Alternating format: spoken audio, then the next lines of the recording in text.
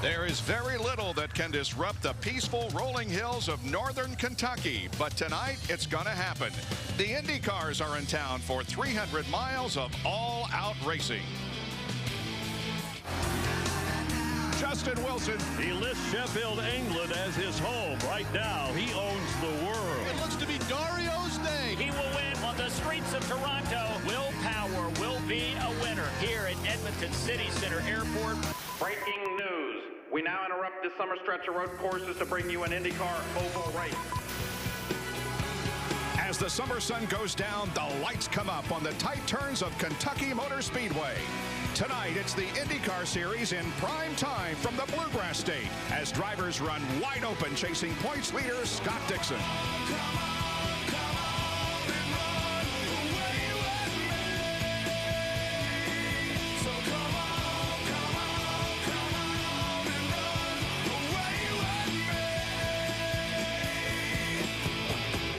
Dixon hunts for his fourth oval win of the season, while outsiders looking in try to gain ground on last year's champion.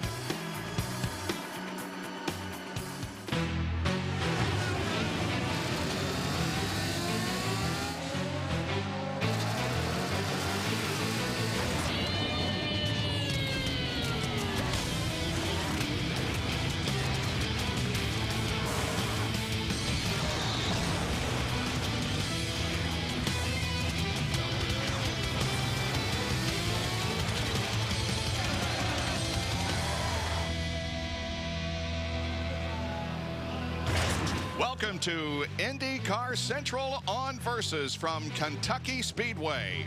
We are getting set for the Kentucky Indy 300 on the mile-and-a-half high bank track here near Sparta, Kentucky. We're in very much of a hurry-up mode because there is weather moving in. And speaking of weather, we've had sort of bad weather the last 48 hours. Thursday night, it rained very, very hard. Yesterday, the sun was shining, but there was no track activity whatsoever because of weepers. That is, water coming up through the cracks in the racetrack. The teams and the cars and the officials worked on the problem all day. They couldn't get it solved, so there was no activity whatsoever yesterday. The first time the cars got on the track was this afternoon about 4:15. They've had an hour and 15 minutes of practice, and there are some changes in effect here tonight, so nobody knows how the cars are going to react in the traffic. All we can hope for is a little bit of what we saw last year at this race when we had a lead change on the last turn of the last lap. Scott Dixon is being called to pit road. 6 laps to go. Castroneves may be able to steal this. Here comes Elio, and he will get by a departing Dixon. Elio is your race leader. Does he have enough fuel to go 5 more laps? Dixon is 6 seconds behind. Dixon, you're just told his driver save fuel. Dixon has got it on full tilt boogie. The gap is closing. Does Elio have enough fuel? Elio has got to put the hammer down because here comes Dixon. He's flying on the outside. It is going to be Dixon taking the win. Elio ran out of fuel just as he crosses the line. Has been battling his teammate Dario Franchitti for the points lead pretty much all season. I asked you yesterday after you got pole for your entrant points position, would you rather have the $10,000 or the point? You said the point because you think it could come down to that one. How tight is this fight between you two? Yeah, it's been very tight. He didn't show up for this. He's running late, so hopefully he runs late tonight as well in the race. But, you know, it's going to come down to, we've been swapping back and forth, I think, for the last maybe 3 or 4 weekends of racing. So it's going to be exciting, and that's what IndyCar racing's about. I think every championship that I've been in the fight for, probably 4 or 5 times, it's come down the last race, and you've had 4 or 5 other competitors that can do it. But, it's always tough when it's your teammate. He's got the same equipment, but it's fantastic for Team Target, and hopefully one of us can win the championship this year. Dario's hanging with Jackie Stewart, right? Okay. He's bigger than us, I guess. Bigger than us. There we go. When it is this tight and really comes down to every single point, how hard is it? Because you've not had much time to get a setup on your car this weekend to go out there like this. Yeah, I think, you know, for a team like Team Target, you know, it's almost better to run not as much because, you know, we tend to roll off the truck pretty decent. You know, it was definitely pretty quick today, straight out of, you know, the first practice. I think we were first, and Dario was definitely in the top 5. So, you know, it's a tough weekend when, you know, you got lots of fans here, and, you know, they don't really get to see the cars run. So I kind of like that. It almost turned into a one-day event, though. You practice, you know, you get ready for the race, do the meetings, and then you're coming back out for the race again. So it's a lot of fun, but definitely very congested. Scott Dixon starting on pole position. Good luck. Thank you very much. Robbie Floyd. This is bringing it to you live right here. Right after the driver introductions, we're making our way down. It's getting that time. Ryan, how did it feel in practice, that limited amount of time you had? It was pretty good. You know, it was very limited, a bit rushed, but car was pretty solid, and yeah, hopefully it's good enough to get the win tonight. This crowd's looking for a win. I'm sure nobody wants to win more than you. You've led all but, I think, 3 races. What's it going to take to put you over the top here? Well, you know, we just got to hit our marks. You know, every race we try to go out and win, and hopefully with a bit of luck on our side, you know, doing everything we need to do right, good pit stops, good speed fundamentally, you know, and hopefully we'll have enough to get that win. You and Elio both practice quick. Are you able to jockey around anything in practice to kind of give you a leg up on maybe some of those single car teams? It's hard. I mean, it's so rushed. We certainly put our heads together, being a 3-car team here with Will as well. It helps, I think, you know, with the limited practice. So hopefully that'll enable us to. It's just been so rushed, you know. I haven't even hardly seen my engineer since practice, and we're here getting ready for the race. So putting a lot of faith in those guys back in the engineering office. Good luck, Brian. Thank you. Kevin Lee. Elio Castroneves almost made the fuel strategy work here last year, nearly going the final 57 laps on the final tank of ethanol. Everybody's working a little bit blind because of the shortened practice situation and the new aero situation. How do you think the car is going to perform? Well, so far we have only an hour, which was the same for everyone. We felt that we're pretty strong, pretty good. Again, it's one of those things. We have only 20 times to try to push the pass button, and you gotta try right. I mean, in the practice I did completely wrong. I was like, oh man, I shouldn't have done that. But it's gonna be interesting. It's gonna be fun, and this is something that to improve even more and make the race more fun for everyone. Have a good day, Elio Castroneves. Bob. And the point standings are very, very tight as we go into this event. Just 3 points separate first and second, with Briscoe only 14 back. Elio missed a race and is 71 behind. Danica Patrick is the highest among the Andretti Green drivers in the point standings. Marco is next, then Weldon, Wilson, Kanan, and Ray Hall. Well, we have talked about the rule changes. When we come back, Jan and Robbie will go into detail about what's different for this race here at Kentucky.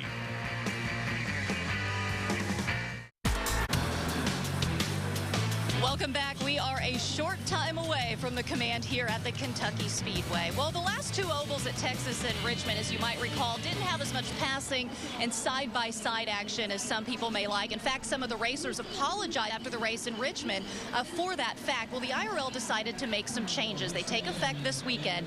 To break it all down for us, here is Jan Beekes and Robbie Buell. And Lindy, of course, there's a lot of changes rules-wise, a lot for Robbie and I to look at and analyze. But Robbie, let's just get right into the aero changes. We do, and we really have to commend the series for making these optional changes. It creates about 300 pounds of downforce for these cars. It's all optional, but it's all to create better racing. Great job. So let's first take a look at this. This right there is a tire ramp. That's that orange piece down there. That tire ramp generates about 120 pounds of downforce with only 4 pounds of drag. So that's one optional change.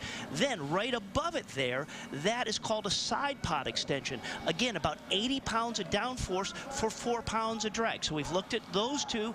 Now let's look at what they call wheel inserts or backing plates.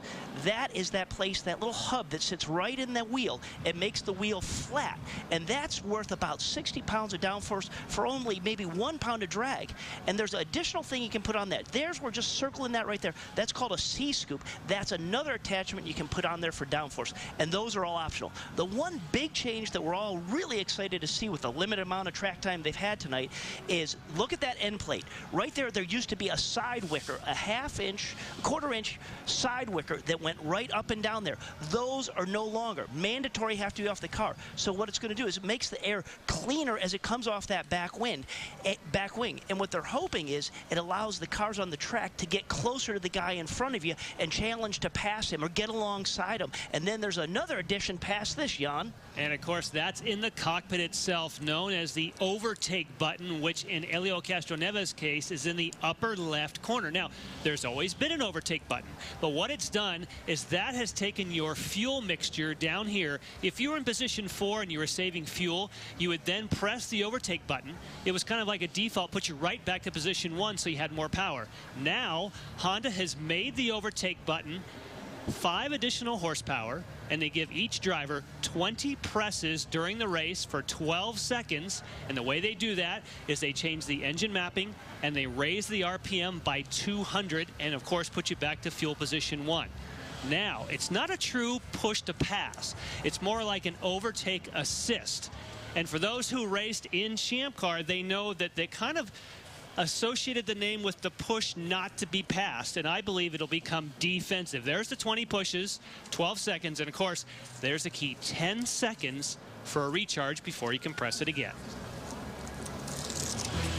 We have more IndyCar Central on Versus when we come back.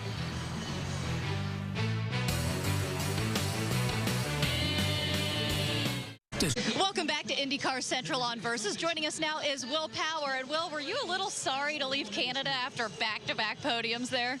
Yeah, I was. You know, I had a great time there. You know, two podiums, 1 win. That's awesome. But you know, it's a different situation today, starting back 20th with no qualifying. But we'll see. You know, maybe the rain will come and might be in a good position. What were the track conditions when you were out practicing earlier? Yeah, I think the track's definitely smoother since they grounded. A little bit dusty. There's 2 lanes you can run, so there's probably going to be good racing. Do you plan on using a lot of the options to the car? Yeah, we're actually using all of them. Are you? We left them on. You know, I'm starting back in the pack, and you need as much downforce as you can get there. What about when you tried that push to pass? Did you try that in the practice session? Yeah, I tried it. It didn't make that much difference, but I wasn't in the best situation in the right gear, so we'll see in the race. You know, I'm going to be using it a lot starting back there. Well, we'll let you go. Get ready. I know it's starting a little early. Thank you for your time. Thank you. And a lot of the other drivers should really be pleased that Will Power is only running a limited season here. He has earned more points in each race that he has driven than any other driver, and his only other oval this year was the Indy 500, where he finished 5th, a pretty impressive result. Radio check, Will Power. Radio check.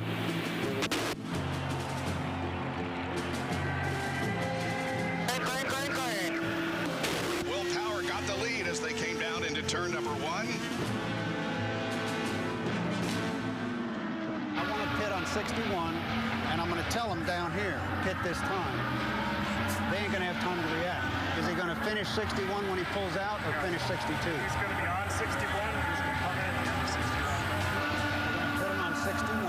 At the finish of 61, he would, when he crosses that line, it'd be 62. He'd be working 62. We tell him to. Correct? Put this 5. Put this 5. Put this 5. 3, 2, 1. Nice and easy. Hit your mark.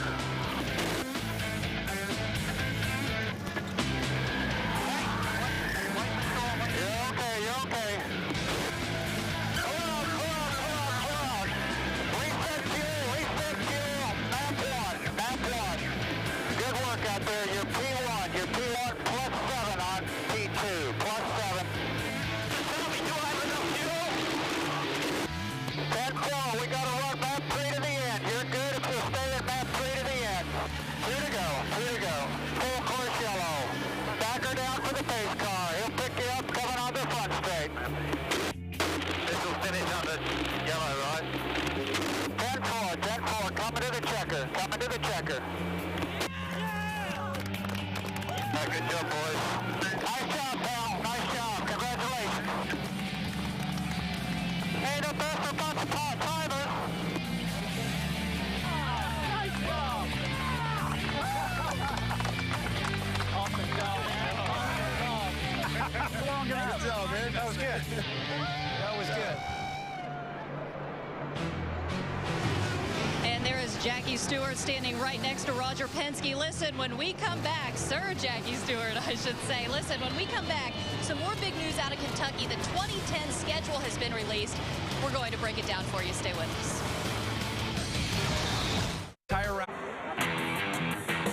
Welcome back to IndyCar Central on Versus. versus. Yesterday here at Kentucky, the 2010 schedule was released. On it, 8 ovals, 4 permanent road courses, and 5 temporary street circuits. There are 2 new venues, one in Brazil, one at Barber Motorsports Park in Alabama.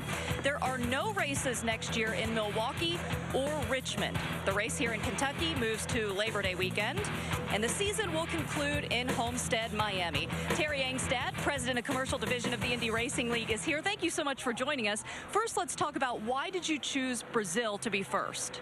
Well, there really are a number of reasons. One, it's such a booming economy right now. We have a number of talented Brazilian drivers. And of course, our new fuel supply relationship was originated by Apex Brazil and Unica. So we are running a blend of sugarcane ethanol and domestic ethanol. So a lot of good reasons came together to have us consider going down there, taking our product to that beautiful country. And why the addition of Barber? Well, I don't know if you've been there or not, but it is a beautiful venue. And they really just spared nothing in their support, broad-based support, beautiful venue, southeastern part of the United States. We don't race a lot down there, so kind of taking our product a little bit into NASCAR country, so that never hurts either. You're sticking with 17 races like this year. Did you want more, or is 17 a good number? Really, for right now, it's a really good number. We're really building the value of our series right now, so when we get a little more successful commercially, we'll expand the schedule, but for right now, 17 is a really good number for us. Talk about how the unification played into this schedule. Well, it was really just so impactful, as you know, and if you look at a number of our venues, they were former Champ Car venues, so we've really been able to take advantage of that unification to go to beautiful markets like Long Beach, like Toronto, like Edmonton, so it really has helped our business in a number of ways, let alone the strong teams that came over as well. Let's talk about Richmond and Milwaukee. A lot of people wonder, what do you see in the future for that? Well, we worked really hard, in particular at Milwaukee. We love the venue, the historic value of that venue. Our cars perform very well there, and we really worked hard. It was a tough situation. We are keeping an open mind. I certainly think the State Fair Board and the new promoter will keep an open mind, and we hope to be there in the future. Well, we talked to some drivers earlier about what they think of the race coming up in Brazil, and here's what Elio had to say. Oh man, people are gonna go crazy, you know. Depends where it's gonna go. If it's gonna be in Rio or it's gonna be my hometown, I tell you one thing, man, they're gonna go crazy. They love racing, they enjoy the sport, they enjoy fast cars. It'll be awesome. I can't wait to go there. Terry Angstad, thank you so much for your time tonight. Thank you very much. Bob, now back up to you in the booth. All right, thank you, Lenny. You know, I hate these weekends when there's rain and a threat of rain, and especially on a weekend like this, but it could mean some really interesting racing tonight, Robbie. What that rain has done is we've only had an hour and 15 minutes of practice, and with that, with all the new changes and combinations for these guys to try, they don't have it sorted out. So not one team out there has got it figured out, so it's just going to kind of make it wide open for the race tonight. And Robbie, just moments ago after that practice, and you heard from Ryan Briscoe kind of reading between the lines, it's harried. People hardly have time to get ready.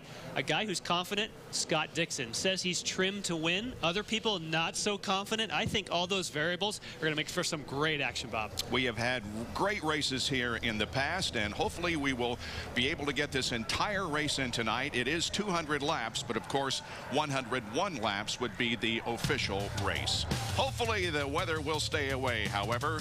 Thank you for joining us for IndyCar Central on Versus. When we come back, the command to start engines will get things going at the Kentucky Indy 300.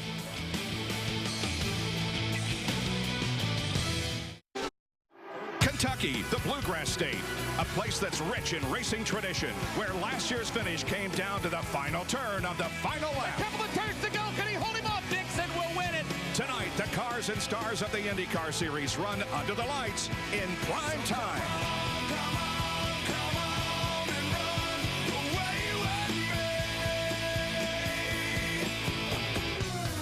It's race 12 of the 2009 campaign as the road to the championship continues on Versus.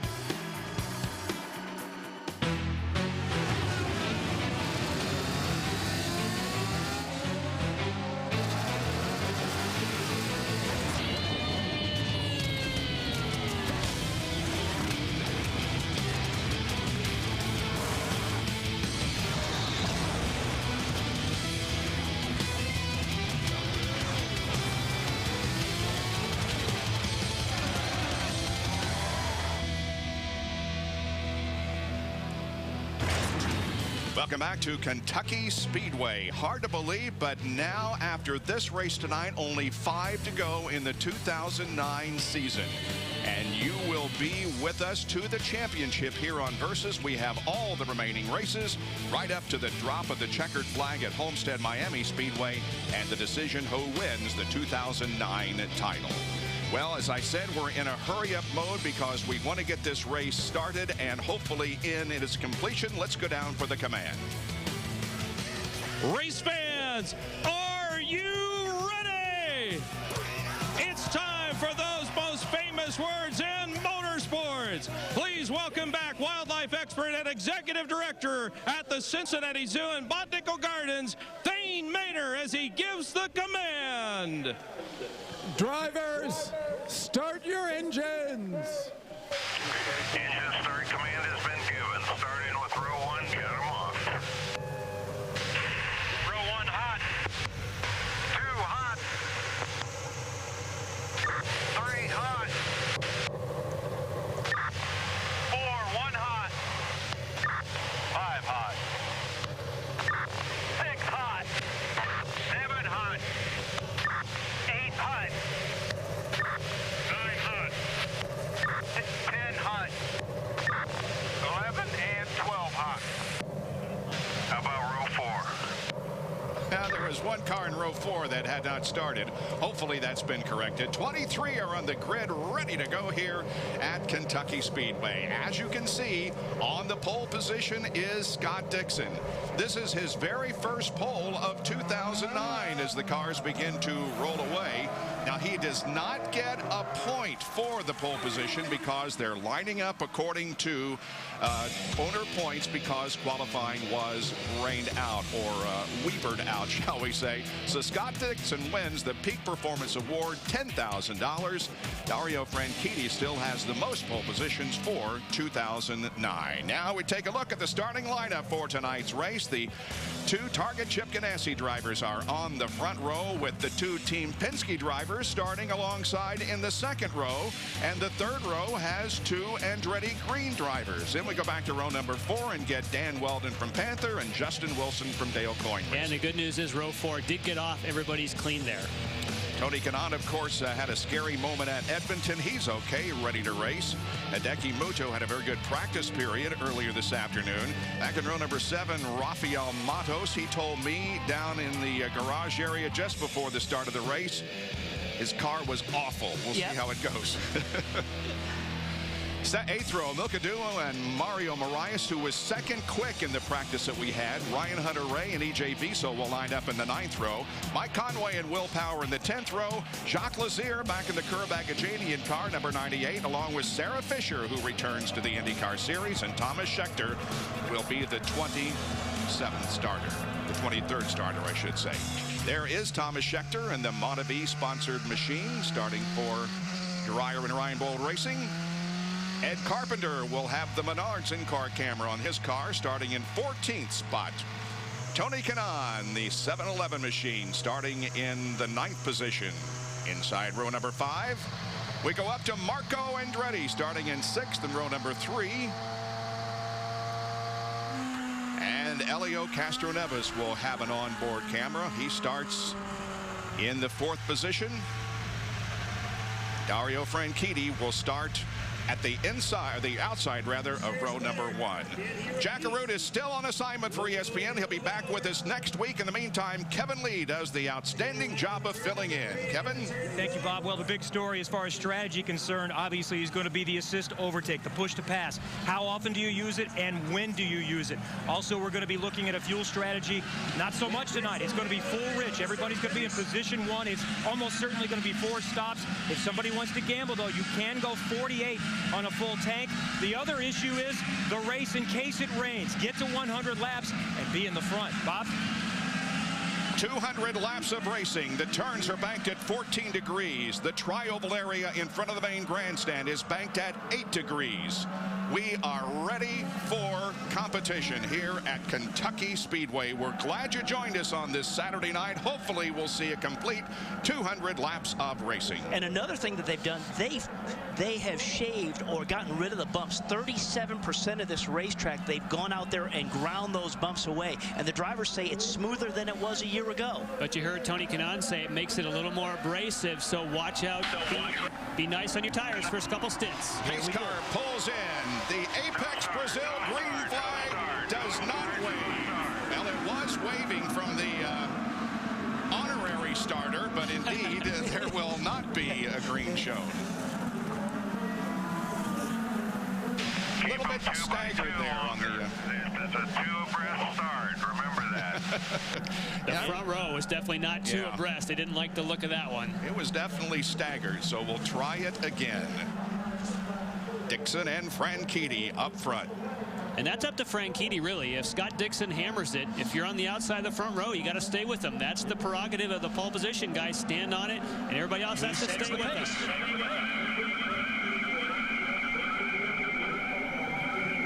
Wow, field is really tight coming down for the start here. Once again, Dixon jumps out front, but the green flag does wave, and we are underway. The Apex Brazil green flag waves. Dixon jumps into the lead over Franchitti, and they're 3 wide in turn 1. Look at the fan out there. Wow. And look for sparks. Of course, that is the sparks when the car hits the bottom, heavy on fuel on the bumps on the high side. Danica going low. Franchitti challenges up top, but Scott Dixon will lead lap number 1. Look at Danica going to the bottom of Castro Neves. She wants the bottom of the racetrack. She's taking the sparks and the bumps, and that's a fast car. Side by side, Elio and Danica Patrick as they move through the banking of turns 1 and 2 and down the backstretch. Now Marco comes up and goes to the outside of Danica. And usually the optimum spot there is usually where Danica is down low. But sometimes when you're down low there, you got to have a little bit more steering input, and your car may wash up the track a little bit, and you got to get back out of the throttle. You got to work on the balance. It's interesting because Elio was the one who told me that he thinks you could pinch somebody low to where they'd have to lift. Mario Marias on the right of the screen, Tony Kanaan on the high side. They're going to go side by side. Mario Marias on the left of the screen here is a guy who's been super fast all weekend. He had to grit up in championship points, but that car has been a rocket ship in practice. And his owner, Jimmy Vassar, I saw after, I said, so tell me about some of those changes.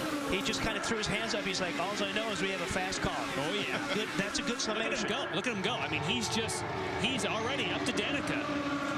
More on Mario Marias from Lindy. Mario picking up 6 spots on that start. He started 16th. He was a little upset at that because on 7, he has qualified in the top 7 on 4 of the 6 ovals so far, so he felt like he could have qualified a lot better than starting 16th. He was 3rd fastest in practice this morning. We'll see what he can do, guys. Well, the great thing about a 1.5 mile speedway, if you have a good race car, you can always move up through the field. There's some tracks that are really difficult to pass on, but a 1.5 mile configuration, if you have a good race car, you can work your way to the front. Scott Dixon turning laps over 216 miles an hour. We go back here and watch Wilson, Kanaan battle for position. There's Ed Carpenter in that mix also. There's Danica Patrick, who's 5th. Thomas Schechter has been one of the biggest movers. He's gained 5 positions since the drop of the green flag. And guys, some of the differences between the 2 Andretti green racing cars of Marco Andretti and Danica Patrick is during practice, they used the full assortment of their goodies. They had all 3, both the ramps, the extensions, as well as the C-scoops. Well, Marco's the only one running anything different right now. He does not have those C-scoops in there, doesn't want that added bit of downforce. I think more downforce as the night progresses is going to get heavier, and he doesn't have them on. That's the difference between the other 3 HER. And maybe the trade-off there is it's great to have all that downforce, but it does create a little bit of drag. And you heard Tony Kanaan say earlier, he said, I just want to be fast. I don't necessarily need to have all that downforce. And those C-scoops, they're about 10 pounds of drag. That's what they say, depending on who you talk to. About 40 pounds extra downforce. Everybody's running essentially the same package with the new aero changes, except just a few teams. As mentioned, Marco Andretti does not have the side pod extenders. Neither do either of the Ganassi cars. Dan Weldon or Milkaduno. Otherwise, everybody else is the same as far as the new changes allowed. And I can also tell you, Kevin, some people have been using the overtake assist. Castro Neves has used it 3 times. So has Carpenter. Kanaan has used it twice. The front guys, at the moment, still haven't even pressed it. Watching Tony Kanaan right on that rear wing of Ed Carpenter. Man, oh man. Up on the high side is Marco Andretti. Kanaan right behind Carpenter. That's Justin Wilson to the outside. Man, so if we said we had to shake things up after Richmond and look at some side-by-side, I mean, for rolling into our first 10 laps here, it's great. And look to the right out of Kanaan's car there. That's Justin Wilson trying to get the spot from Tony Kanaan. This is the 9th position. This is the 8th race that Scott Dixon has led this year. He's led since the drop of the green. Indycar not versus. Second place battle here. Elio's up on top. Dario's on the low side of the racetrack, and Castro Neves is going to take it. That's the 3rd position as Briscoe remains 2nd. Castro Neves now 3rd and Dario Franchitti 4th. But now these guys have been battling wheel to wheel for several laps. This is Ed Carpenter and Tony Kanaan for 7th place. And at the same time, Mauro Moraes is making a move up there for 3rd. At the same time, this battle here between Carpenter, as you said, and Kanaan has been wheel to wheel for a while. And there's the move. He goes right around Dario, does Mauro Moraes. That is a smoking fast car right there, yeah. Moraes. He started in 16th position and is now moved up to 4th. Look at how he's able to keep Moraes up front. You see how he could keep his car down low coming off there? Man. Ed Carpenter goes to the high side of Danica. Wow, he just left Kanaan. He said, you know, I'm tired of going wheel to wheel with you. I'm going to go after your teammate. Nicely done. Wow. It used to be that when you ran on the low side here, you couldn't pass anyone. Not today. No, it's great. Well, the Indy Lights race today was incredibly exciting. You know, there was guys shifting. One person would be leading, and the next lap they'd be back and forth. So if we get any of that, we've already seen that, we're in for a great race. Yep.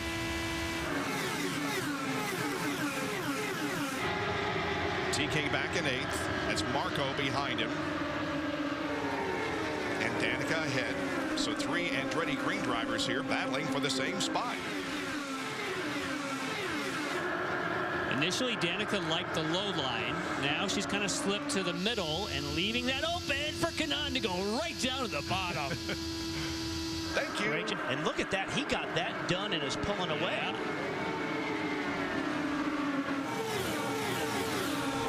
3 team cars right together. We know that Marco Andretti typically likes to run high. And that needs to rubber in a bit, and he's up there running high, but doesn't seem faster. Seems like the low groove is the way to go right now. Yeah. And even with all the limited running time earlier, he's one driver that was pretty happy with his race car when he got out of that after that hour and 15-minute practice, Marco was. And Ryan Briscoe has cut into the lead of Scott Dixon. The interval is just a little more than 1/10 of a second, or a few car lengths, as Briscoe's got a real run. Ryan Briscoe, of course, dominated in Kansas, which is essentially the same layout with different banking. He just got himself in just a fraction of a second wrong position on a pit stop caution. But he's just hanging back there, taking some of Scott Dixon's air, saving some fuel. But boy, that car looks solid. After the start of the 2007 season, Scott Dixon has led 25 of 30 oval races. That's a nice percentage to have on your resume, isn't it? No kidding. Briscoe looks to the high side of Scott. Yeah, and Briscoe, he's just sitting back there right now, just kind of sizing him up. He's like, I'm not necessarily going to go by. I'm just going to see where I'm a little stronger than you. I'm going to let you pull me around this racetrack. I'm just going to fool your mirrors a little bit and just mess with you. If I was Ryan, I'd stay right there. Right there. As soon as I got a little bit of heat from behind. And also, I might actually stay right behind Dixon, because 2 cars running side by side will be slower than those that are running in a line, like right there.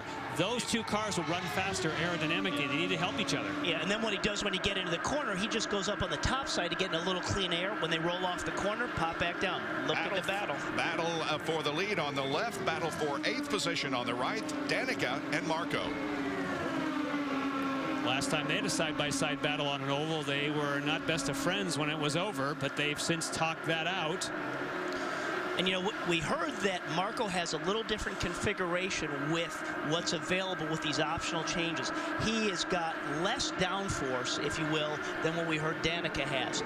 But as you can see, all the other things that go in the car, some guys it works better for, and some guys it doesn't. And now he's alongside. Shorter distance around at the bottom, longer distance around on the high side. That looks about 10 pounds of drag. What do you think? Yeah, that's what the calculation is. Boy, Danica doesn't want to give up that spot. She is on the bottom of the racetrack and taking it back from Marco. Very nice.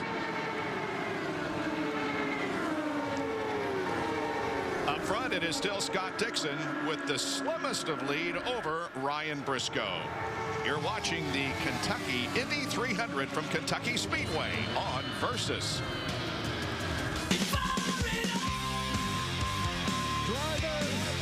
Start your engine.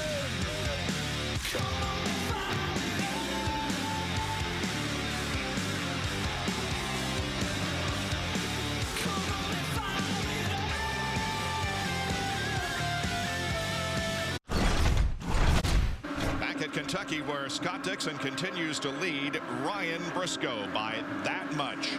Back in fourth spot, we've got a great battle going between Ed Carpenter and Mario Moraes. Now, Ed has pulled away, but they were wheel by wheel that you saw during our IndyCar nonstop. Ed Carpenter, this was the site of his first career top 10 finish in 2004. Last year, clearly his best race was here. He started 8th and finished 6th. Lindy? Ed continuing to make moves here, has a little bit of understeer in 3 and 4 that he's complaining about. They made a few changes after that lone practice today. He's happy with everything else. By the way, Bob, he is running all the new options possible on that number 20 car. Doing a great job running right now in fourth spot. And calling the shots up top, Jimmy Vasser on your right, former driver, of course, who's now part owner with Kevin Kalkoven from KV Technology. It's always, you know, you can always stand like that with your arms kind of going back. When you got a fast race car out there, you can feel good about yourself, pump your chest, and that's what he's looking at right there with Moraes. I think he's looking for a new set of tires when he goes for his first stop. Of course, they'll all get tires, but he was so fast and now he's sort of backed up. I get the sense that maybe he wore them or used them a little harder than he wanted to, and now he's kind of just biding his time. And again, we don't have a gauge since we had that limited time of an hour and 15 minutes of running. We really don't know where the tires are going in terms of where at 50 laps where that takes the speed. Does it take anything away or not? We're going to find out as we go through the race.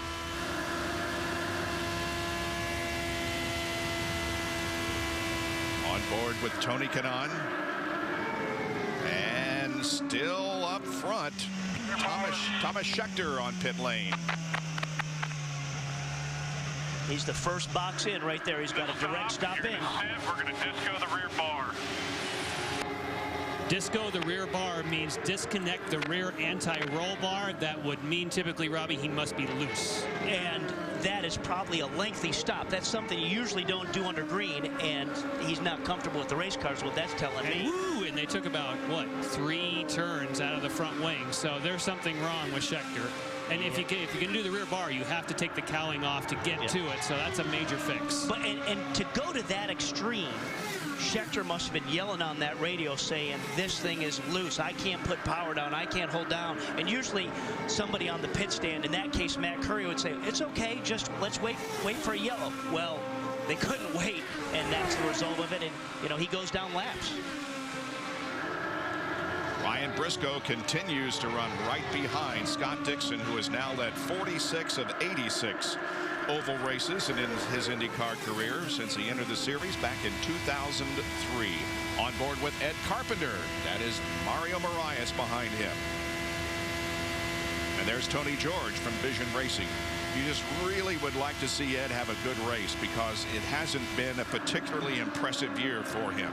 No, and coming off of this road course run that we've had, you know, that's not Ed's background. He didn't come up on that, so he's still on a steep learning curve when you're at those road cars. So to be back here on a 1.5 mile super speedway, that's his world.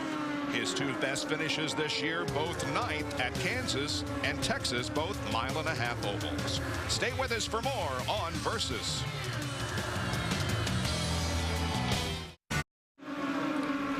Scott Dixon and Ryan Briscoe continue to run first and second at the Kentucky Indy 300 IndyCar race here on Versus. And we have completed now 45 laps, coming down to complete 46. When can we expect to see pit stops? Well, the window is open right now. As soon as the window opens, Sarah Fisher decides to. Right here, turn in. Hit your marks. Hold your brake. Reset your fuel. You got to hold the brake so that you can get the torque on the wheel nuts, and they reset the fuel as a counter. And I can tell you, if you're a guy changing the right or front left tire on there and your driver doesn't hold the brake, you yell at him after the race. Now, we were starting to say she is in the window. So she would be in the window for a 3-stop race if it stayed green, but the leaders will go longer. I'm going to predict that Briscoe, as we see Matos on the early side. Reset fuel. Wait.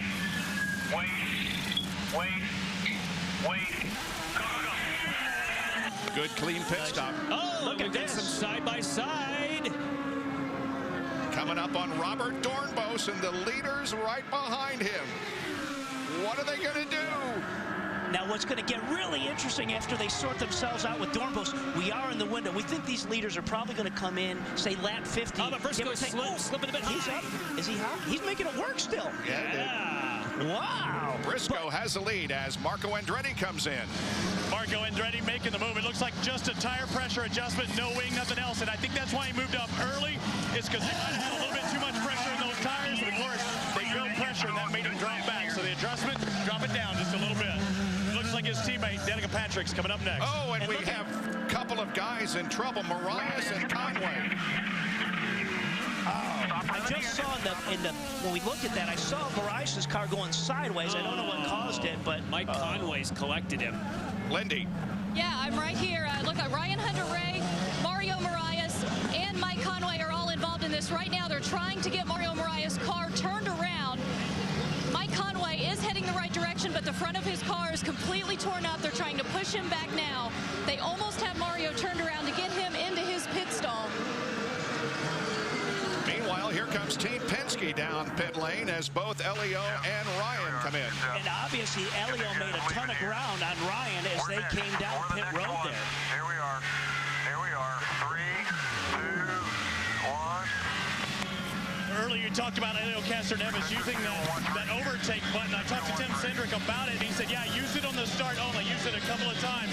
Dario Franchitti's been fighting serious understeer. He's been pushing in turn 4. They're trying to correct that and get things out there again. And Robbie, Dario will be gone by the time you get here. they went for front wing on Dario.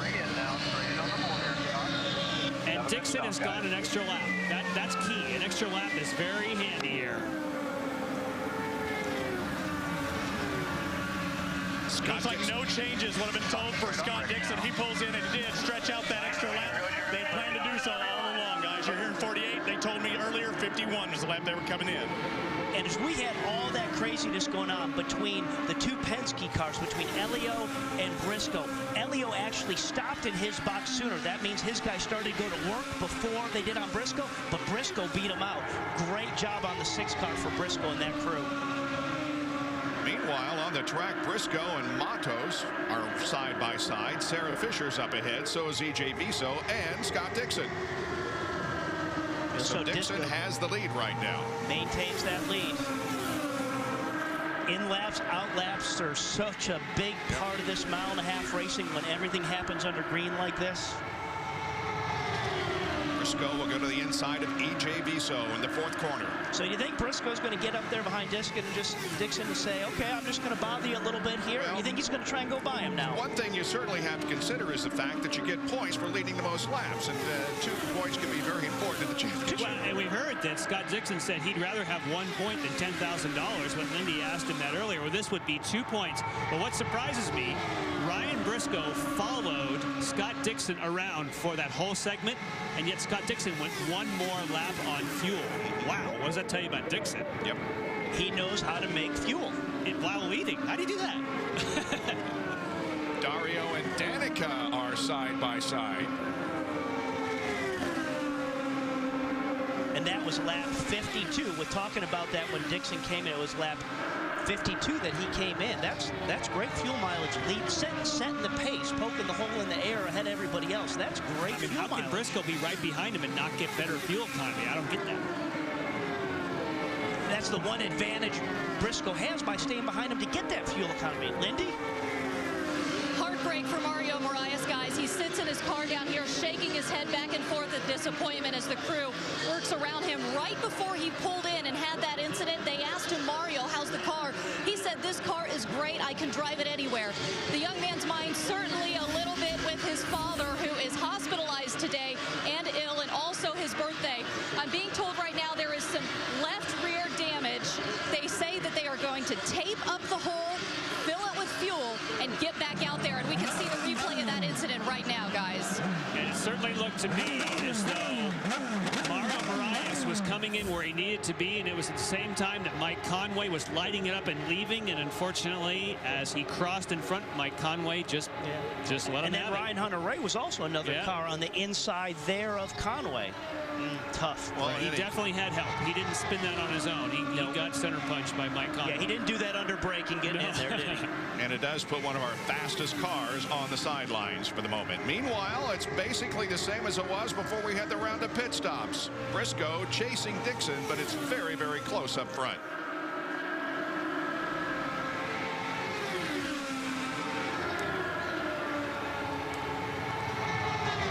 Running back in third spot is Ed Carpenter. Go Ed. Yeah. Great stuff. There he is. With no cars between himself and the second place car. Yeah, so let's just keep an eye on lap times, and let's see if he makes gain up on Briscoe as they run through the next five laps. I wonder if Briscoe just doesn't have enough to get by Dixon, because the 2 points for the championship are huge to lead the most laps. Ed Carpenter was dealing with a little bit of understeer in 3 and 4, but they decided not to make any changes in that first stop. It looks like it worked out. Fourth when he came in, fourth when he got out, he got by Castaneves on the track. Crucial to note, too, so many times we see somebody have a good run going on track, but then the non-Penske and non-Ganassi teams oftentimes lose some time in the pits. This time, he did not lose anything and has picked up another spot on track. And part of why you don't want to rush to make too many changes on a pit stop when you have a good car, as Ed Carpenter does, is the track's changing. It's getting cooler. And so that means the track may loosen up or may go to more push. So you don't want to outguess yourself when you have a good, solid race car. Elio is right on his rear wing, though. This is the battle for third spot. But that's what Ed wants. He wants some help out there. So if he can hook up with Elio, the two of them work together, they can make more ground up on Briscoe and Dixon. We saw quite a few sparks, though, from Ed Carpenter, meaning that when he's heavy on fuel, he may not be as comfortable. Now, Dario Franchitti had a bit of a moment here a few moments ago, got to the high side, got in the wash of the car ahead, and look at this. If you get outside where it's gray, woo-hoo, keep it off. Scary moment there as you go down gears for Dario Franchitti currently running in 7th position. It is Dixon, Briscoe, Carpenter, Castroneves, and Kanaan, the top 5, with 64 laps completed at the Kentucky Indy 300. Tonight, we're on the high banks of an oval Kentucky Speedway. The series heads back to the road course next Sunday, August 9th, here on Versus, 1 o'clock Eastern. The Honda Indy 200 at Mid-Ohio. It's part of Versus Red, White, Black, and Blue Summer. It is available on Versus HD. August 9th, the IndyCar race at Mid-Ohio. 2 cars running up front have dominated laps on ovals this year. Coming into tonight's race, Ryan Briscoe has led 463 and Dixon 396. That's a combined total of 859 of 1,400 laps on ovals this season. right, Robbie Floyd has an update on Dario Franchitti. I made my way down to the number 10 crew and asked them about that push and what was happening in 4. And they said, you know, in that first step, in that first stint, he was actually having that push up into the first 40 laps. Around 40 up until that pit stop, things started neutralizing. It was a lot better. Well, they did a front wing adjustment trying to give him a little bit more to turn down, but I guess he's still trying to fight that problem on the number 10. So he's pushing high, but it evened things out after lap 40 on that first set of tires. Well, he's running wheel to wheel with Robert Dornbos right now. Robert is 17th. Dario is 7th. And he's had a couple more moments when he was trying to get by Dornbos where he got high. He got a bit of the wash from Dornbos. And if your car is pushing in, you get in that wash, man, it's like, look out, wall. And if you had that happen to you a couple times, as it has for Dario, you're just not as willing to charge hard into the corner and run that high groove, because all of a sudden you may lose the front and go up top. Just, you know, it comes back to confidence is king for these drivers on these super speedways running, you know, 217 miles an hour lap after lap. He is in his 6th race of the year. Will Power running in 10th position. He was a winner, of course, last week at Edmonton. He finished 3rd at Toronto. He was 5th at Milwaukee, 2nd at Long Beach, and 6th at St. Pete. Quite a year for a part-time driver. And according to our data, he has yet to press the overtake button. So if they keep working on that car, assume their strategy is let's keep working on it, get it what we need, and save everything for the end. Which is a little to the plus side for his strategy, because we heard from Will Power early. He's like, well, back where I'm starting, I'm really going to get after using that button. So hasn't had to do it to this point. Jan, as you just said, you're right. Will has not chosen to use that overtake button that he has access to. He's very happy that they picked up a few spots when he made that pit stop. He just said over the radio he really loves the feel of this car right now. And we'll leave that momentarily as we go up for the battle for 3rd. Ed Carpenter and Elio Castroneves. These guys are about 2.5 seconds behind the lead 2. Yeah, and it looks like, I mean, this is when we kind of focused in on these guys after the first round of pit stops there. They were running right in this order. So that means they're just pretty happy working in sync there, just chugging away. Obviously, Ed's not slowing up Elio. Elio knows I can't blow by him and help him. So this is where they're sitting for the time being. Guys, about 10 laps ago, Elio got on the radio and told Tim Cindric, tell the 20 team that I'll work with him. So I think Elio is content to ride along right now and see if they can make up some ground on the leaders. There you go.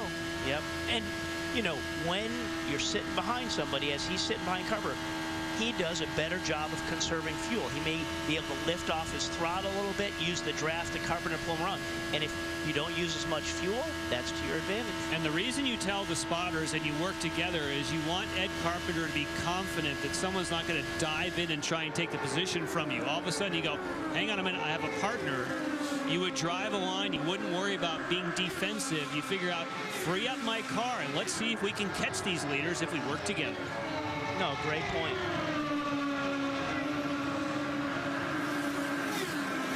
Unless you want to just say that in the last 10 laps and say, hey, I'll work with you to catch the lead guy, and then just mess with him with 2 laps to go. All bets are off. Has that ever happened? Yes. It happens once. Yeah. Then, but it is a big deal, because now Carpenter doesn't have to always be looking in his mirror, you know, saying, oh, do I have to protect that? Do I have to watch him? You know he's not going to do it.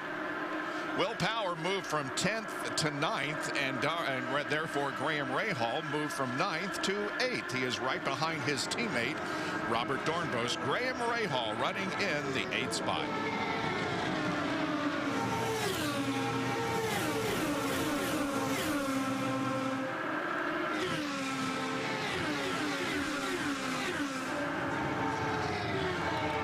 And his best career finish on an oval at Richmond, and he goes to the inside of his teammate. We're going to be working together, but I'm going to be at the front pulling you around, Robert.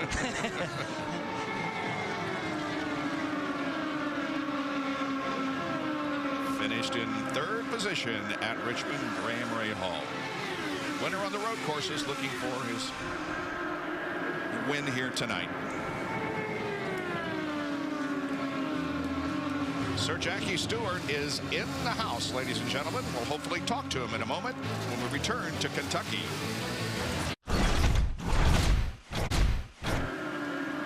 Welcome back to Kentucky Speedway. We're on lap 89 of 200.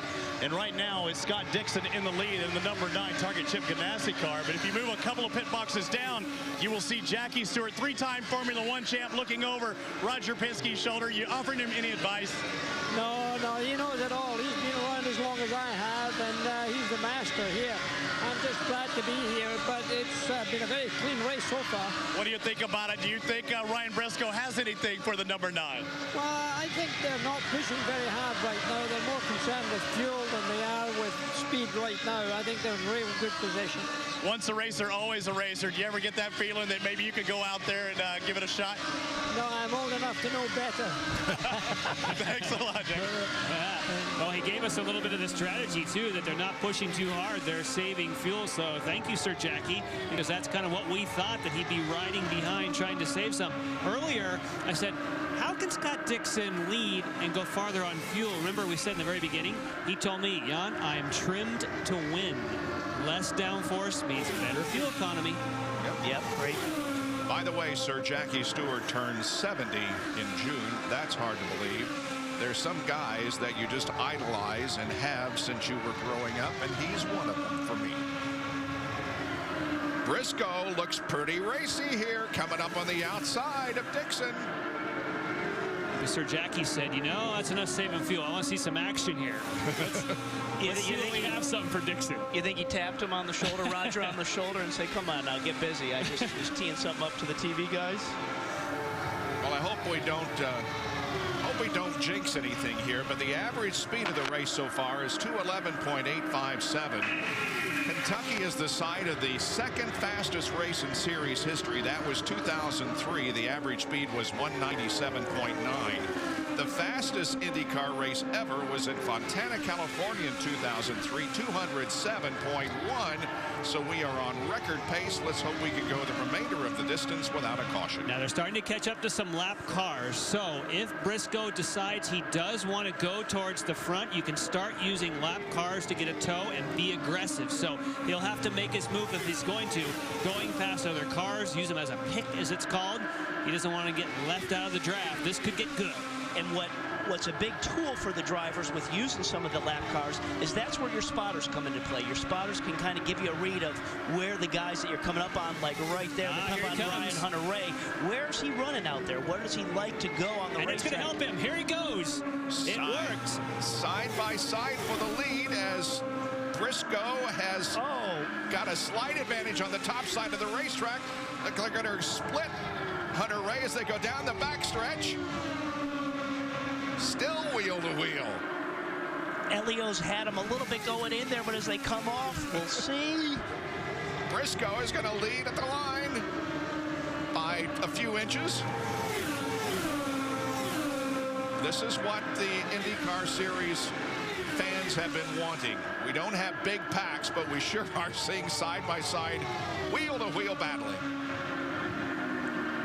Hideki Muto is the next car in line. Let's see who that helps.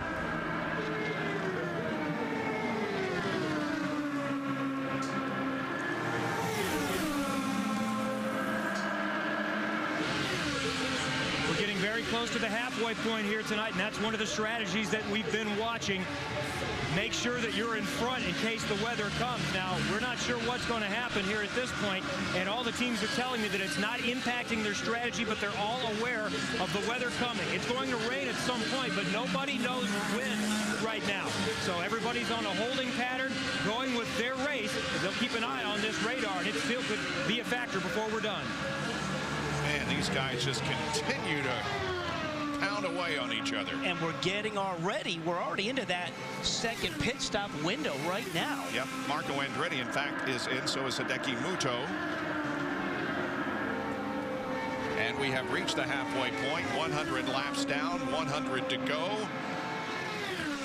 Is this great at the halfway point? This is what we want. We want these guys side by side all night long, because what that does, it allows everybody behind them to come on up and play with them. And Carpenter's laid out. If history repeats itself, that means that Dixon would go 2 laps longer than Briscoe because he would go 1 lap longer per stint. So we'll see if that holds true. Now, Briscoe led that lap. If he's trying to lead laps, that's a really hard way to do it up on the top side of the racetrack, beating Dixon back there time after time. Ed Carpenter pits, Kevin. Great run so far for Ed Carpenter. They told him you need great in and out laps. We're inconsistent right now to potentially make this a 3-stop race. 52 on this end. Carpenter in and out and just barely misses Graham Rahal as we see a battle up front again. Robbie Floyd. And Dario Franchitti, we've seen what's been wrong with his car. He's been pushing. You see a front wing adjustment, both sides up front, and he's off again with sticker blacks on the Firestones. Now Scott Dixon's crew setting up to come in very shortly. So Dixon has used a little more fuel if they're setting up for him. Dornbos on his way in. The battle up front is broken off as Dixon has entered pit lane. Here he comes. So Briscoe has gone farther. They've switched. Yep. This is when Briscoe has to take advantage of this out, his in lap right now. Really busted out coming down pit in through turns 3 and 4. Down to Robbie. And now we set a new set of black Firestone Firehawks going on. No adjustments whatsoever. Making sure they get a full load of fuel. As I look behind me as Scott Dixon takes off, Ryan Briscoe's crew setting up. And to back up what you were saying, I had talked to Roger Penske just shortly before I took to Sir Jackie Stewart, and he did say that everything was fine. I think they were biding their time. No problem. Don't clear. Mike Conway is in the grass. Straight in. Keep coming right here. They stay green. Briscoe in. So that's where Briscoe had to make time. Coming down on pit in on the inside of 3 and 4 as they come down pit road. Robbie, you're there? Yes, I am. Ryan Briscoe's crew setting up. And it looks like they have their R3s. It looks like their number 3 set of Firestone Firehawks going on as well. Ryan Briscoe, you see the fuel man holding, waiting. No adjustments once again for Ryan Briscoe. All's happy in the Penske cab. Elio Castroneves comes in. And another movement for for Elio Castroneves. They told me beforehand that he was not going to have any kind of adjustments for Elio, the number 3.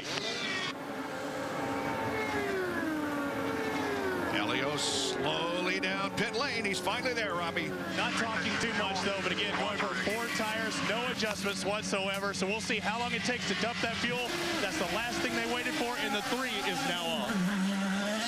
Meanwhile, on the racetrack, look who's running together again. Briscoe just ahead of Scott Dixon. Oh, yeah.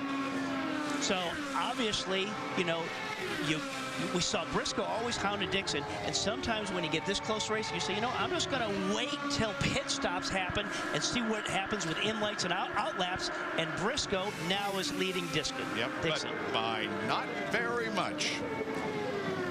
106 laps completed in the Kentucky Indy 300. It's Briscoe, Dixon, Carpenter, Kanaan, and Castroneves.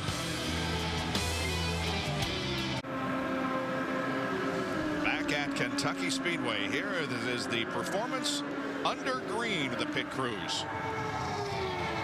Briscoe with a good in lap at 2:16.5. Fastest out lap also Briscoe at 2:13.4. Well, that tells you the formula. If you're fastest in and fastest out, you go the lead. That's right. And it really is incredibly challenging for the drivers on that pit in lap, because on these 1.5-mile super speedways, you come off the racetrack in turn 3. So instead of having the 14-degree banking to help you out, you come down to the flat. And usually it's a little dustier and dirtier on that pit road. But if you're too cautious, you're going to give it away. So, I mean, you really have to challenge it. And it's something you only come down 3 or 4 times. And it's not always under green conditions. Let's go down to Kevin Lee, who has a report on Robert Dornbos. They couldn't get the right rear off. The drive pins were balled off, and then once they did get it off, they couldn't get the tires secured, so they eventually have shut off the car. He's been in here for many laps, and they still have not addressed this situation. Coming off a 9th place finish at Edmonton, Dario and Danica are side by side. Up ahead, Wilson and Viso are wheel to wheel. Viso is a lap down in 17th position. Yeah, now Danica has to say, what am I going to do? I see Wilson and Viso side by side. They're not given. Where am I going to get through there? We saw last pit stop for Dario. They added yet more wing. That's 2 pit stops where they cranked in front wing. This is where he had trouble before. He'd push in traffic. I think it's getting better. Dario currently 7th. Another tool that Dario has on board that may help him adjust with that. He does have a weight jacker that takes weight on and off that right front tire. So if the car's pushing a little bit, he can take a little weight off that right front to help it turn more. But as bad as the car was before, Robbie, I have a feeling he might have gone to the max setting on weight jacker because he was really struggling and then needed more help come to the pits. And hopefully if you get enough help in the pits, then you can put your weight jacker back to the middle setting so you have something to work with. Yeah, then you have a tool you can go plus or minus with versus having it maxed out. Here comes Danica underneath Wilson.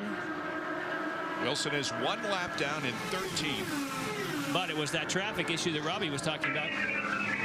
She found a way through. And I think, Dario, you're absolutely right. The fact that he went by that group of cars on the high side means that he's that much more confident with the feel he's getting with the race car. Because like I say, if the car sometimes all of a sudden is heading up the racetrack, as we saw Dario go earlier, you sometimes don't just challenge it up on the top side as much as you'd like to do. 4 Andretti Green drivers running in the top 12. Tony Kanaan is in the highest position among them, 5th. Danica 7th, Marco 10th, and Hideki is 12th. That surprises me for Marco because he acted and looked very confident after the one and only practice session. He got out and, oh, maybe he has a slight vibration. Something does. That'll slow you down. How'd that go again, Robbie? Did I do that? I got to put my mouth guard in. Okay. Actually, you know, this track was so bumpy prior to, like I say, they ground almost a third of this racetrack prior to this event. Yep. The NASCAR race they had prior to this, you know, there's a joke going around that all the drivers were wearing mouthpieces, mouth guards, because it was that bumpy. And for those guys to say that, and those big cars with the amount of travel and suspension they have, just think how it'd shake your eyes loose in one of these bad boys. Watching the battle for 6th spot. Dario on board here, and Danica is right there. Pulling up alongside. Now remember, Dario... Outside. Still there. Yellow. Yep.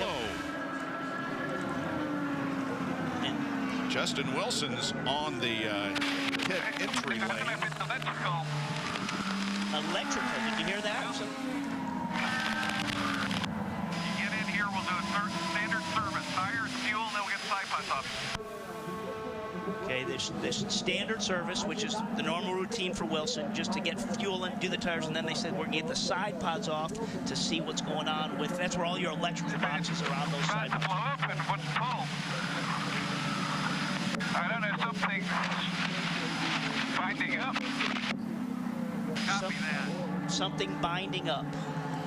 Well, the pits are closed right now while the pack forms up behind the pace car. But it's our first caution of the evening, and it comes on lap 123.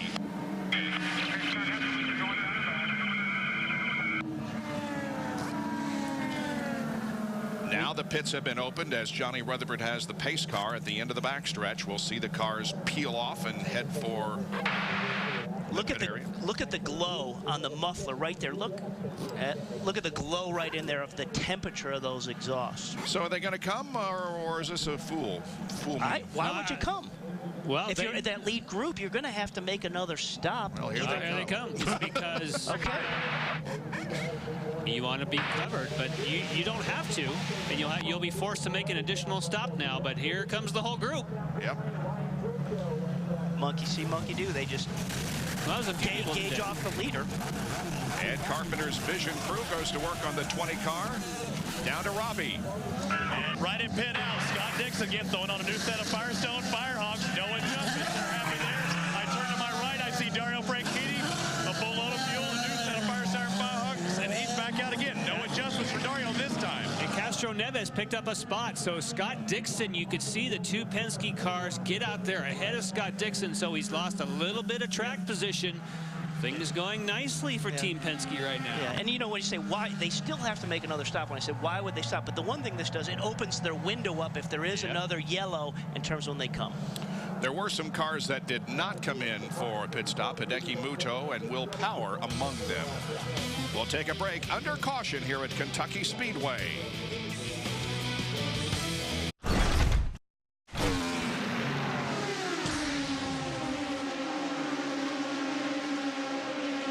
The date of May 27th, 2001 will forever be etched in the memory of Helio Castroneves. He has realized the ultimate dream. Helio Castroneves has won the Indianapolis 500. I didn't know if it was white flag that time or the checker flag. I saw a flag coming. So I'm like, okay, I'm going to hold my arm here because if it is the white flag, I wait. But if it's the checker flag, I go for it. And when I passed, I saw it, but my arm is still like down. So I don't know why. I just like, oh, yes, I won. And man, it was a great feeling. Because I was so excited when I did that. I started pouring the milk and throwing. So I'm not sure if I started another way, but I tell you one thing. There is no feeling in the world, you know, as like winning Indy 500, so I'll never forget it.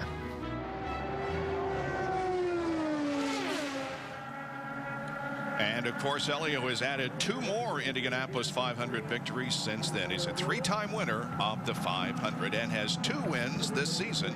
Texas in addition to his Indy 500 win. Currently in 3rd position behind Will Power and Ryan Briscoe. Now, Will Power did not pit. And so he stayed out and is now the leader of the race. And Helio only got fuel, right? Yeah, I like that. I like that move by Will Power, and I also like the idea. There's Castroneves not taking tires, and he gets right behind Briscoe and says, see ya there, Scotty. And why we like that move, what Power did, is because everybody still has to make another stop. So what a great move for Will to get track position. You know, his window when he's got to stop is smaller than those other guys. But hey, everybody has to have at least one more stop. Hey. Wow, look at Dixon. Look at Dixon on the inside. Man, he got around Helio in nothing flat, and so did Look at the run, Carpenter. Look at Carpenter. I think that Dixon's letting him go back by. I think he realized that he jumped the start, and if you make it good, they won't pull you out of the game. Yeah, and race control is confirming that. But how about Ed Carpenter? Look at him up in 2nd spot and challenging the leader. Hey, I want to lead this thing. Oh, look out! No! I don't think he didn't get in the wall. He was in dust putting it up there, but he didn't touch. Do you see any white donuts on the outside of his wheels? Wow, they stayed green. They must not. If he rubbed, they would have gone yellow. Wow. Good job for Ed Carpenter forcing some issues there. Hey, and Kenan is looking for 3rd on the high side of Scott Dixon. That was very uncharacteristic Scott Dixon to jump a start like that and have to give it back. Look at Ed Carpenter. He wants the lead. Sure does. He's going to the high side down off of corner number, or the 2nd corner.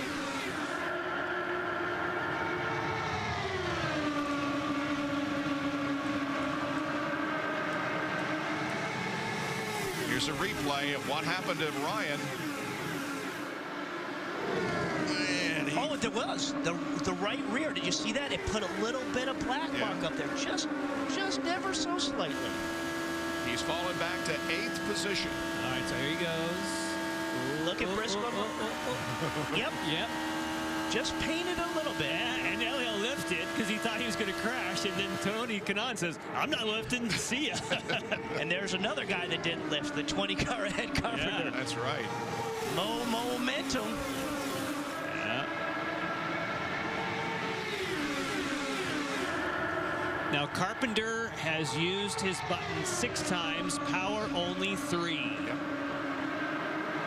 Here we go down to Lindy Thaxton again. Justin Wilson no longer in this race. I thought I heard you say over the radio it was like the engine shut off, like you lost power. What happened? Yeah, it turns out it was the wheel bearing. The right rear wheel bearing gave up, and just going down into 1, it just slowed down. It wouldn't accelerate, and brought it in the pits, and you could tell it was gone. So disappointing end, because you know, we weren't the quickest car out there, but we're a lot stronger than we have been. The car balance was good. Yeah, I felt we were having a reasonable day. We could have got some good points, but that's how it goes. So we'll move on to the next one. Justin Wilson, thank you. Kevin Lee? As Will Power tries to hold off Ed Carpenter, and Carpenter looks to the high side, Will is at some point going to be thinking very soon about his future. He wants a full-time ride next year, but knows he has a great situation. He told me this week that if it was offered to him, he'd almost certainly take a part-time ride with Penske again and Grand Am races or something along those lines rather than a full-time ride somewhere else. Got some good stuff going on here. Carpenter trying to get the lead from Will Power. Now with Will leading these laps, Scott Dixon has clinched the 2 points for leading the most laps here tonight. Boy, Carpenter is trying everything he can, isn't he? But he's closer now than he was. If he can manage to keep that, because he seems faster off of turn 2. We understand they're telling Ed to use that button, but here comes Tony Kadai. Yeah, how about that? And that's what you love to see, is when you get those lead cars side by side, creates a great opportunity. Right there we see with Dixon and Kanaan. Look as they're coming up there. The rule changes are working. Yeah, but one thing I don't think we mentioned, I know we talked about it yesterday on our show, you can use the push to pass button defensively the same way you can use it offensively. Oh, yeah. If you see somebody coming and you think you need to defend yourself, that's a good time to use it. And as we speak, Carpenter's down to 10. He's used it 10 times now. So the team told him to use it. He's using it. Yeah, that's to get to the lead. And that's why it's good to say overtake assist. You can see that he doesn't rocket past Will Power. It just gives him a little bit of a boost. Going back there, you see Castro Neves. They were saying the 3 in front of the 9 for that start. So you see Castro Neves coming past Dixon there. That was because of that start. So they're just correcting that on track right now. Down to Kevin Lee. Most teams were saying that they were going to leave it up to the driver when to use the push to pass. But Will Power, leading much of the time during this battle, has been reminded you can use it in defense mechanism. Great battle here as Carpenter pulls up again on the outside. Wow, inches apart at 215 miles an hour. And now Danica is trying all she can to get around Dixon back in 5th. And where Will's car, or where Ed's car looks really good, is rolling off of turn 2 here. When he comes off of 2, it seems as though it just accelerates up there, but it's just not enough to keep it rolling through 3 and 4 and do the same thing. 1st, 2nd, 3rd, and 4th. There they are, wheel to wheel and side by side. You won't miss a thing on IndyCar nonstop on Versus. We have 141 laps completed. Power and Carpenter battle for the lead. Hard to keep up with all the action out there, but this is the way it should be, oval track racing in the IndyCar series. Will Power leading Ed Carpenter slightly. Running back in 3rd position is Elio, and then back in 4th we've got Kanaan and Dixon side by side. And they've been doing that for a while, but absolutely the way it should be. And it's not just for us up here watching it, for the fans at home, for the fans here. This is what these guys want. This is just the energy that gets them going, just the lap after lap. This is the game. This is the challenge. Now, of course, we saw earlier where Scott Dixon had to correct a jump start. If we stop it right here, you can see there is a mark on the wall right here. That's the restart mark. So go ahead and let it roll.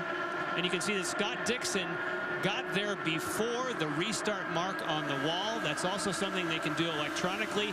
You'll notice he backs off and lets Carpenter go by, but later they wanted Castro Neves to go by also, so he had to correct that.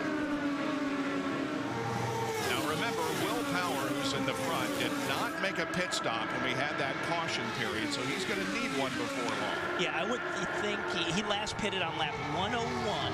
And he can go to 159, so he's got 10 laps in the bag, and he'll have to hit pit road.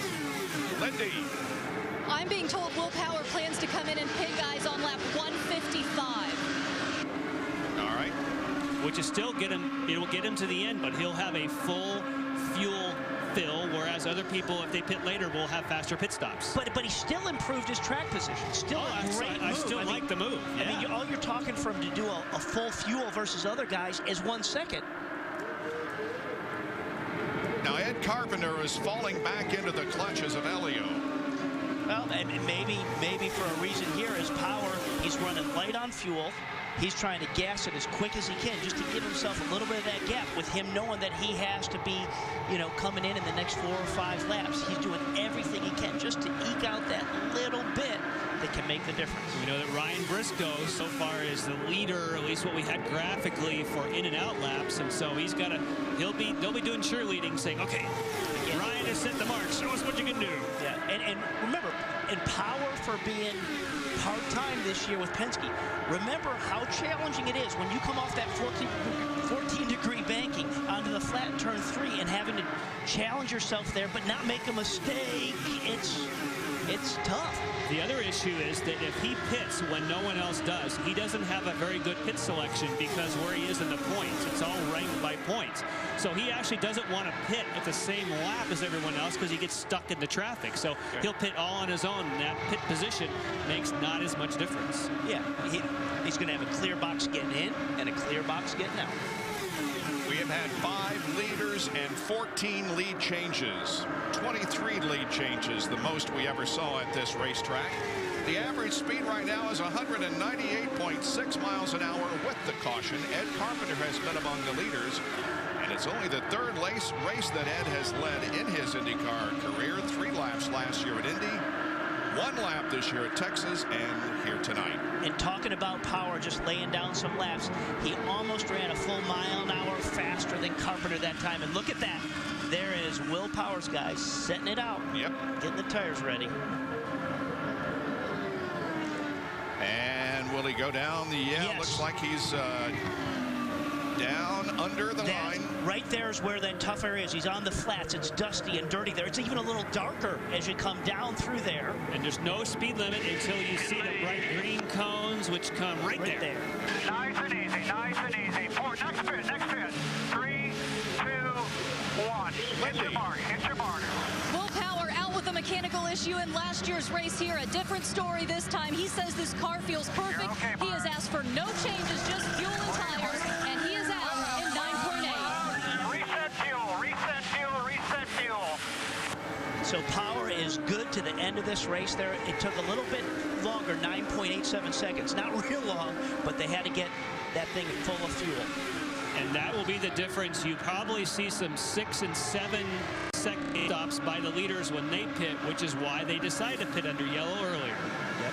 So they got more fuel in the tank when they come in for that last stop. Part of the strategy in the games. As the rule changes made for better racing, well, we've had a total lead change for the year before tonight of 74 lead changes in all the races. That's an average of 6.7 per race. We have had 15 lead changes tonight. Most of them have come under green flag racing conditions. And Ed Carpenter out in front. Looking to our list, he's used his overtake button 11 times, so he's still got some left.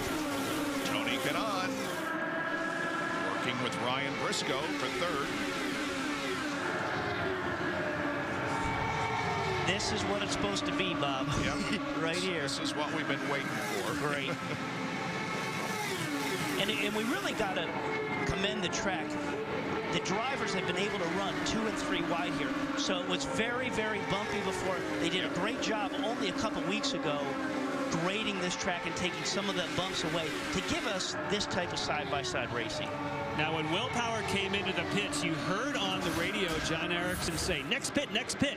That's because Sarah Fisher, also a yellow crew, Dollar General, was set out. He had to quickly make a juke, change it. Remember, Will Power not driving every single race. Yep. You see yellow fire suits, you're like, that's going to be me. Don't you think that's funny? You just had made the point of saying, hey, isn't this great for him? He's going to come in when there's nobody else out there, so it's an easy in and an easy out. And it could have been any other car down pit road, but no, Sarah Fisher on the Dollar General yellow that looks like the Penske truck yellow. Oh, man. Ed Carpenter has a 1/10 of a second advantage on Helio Castroneves. Kanaan is third, Briscoe fourth, and Graham Rahal at Kentucky Speedway.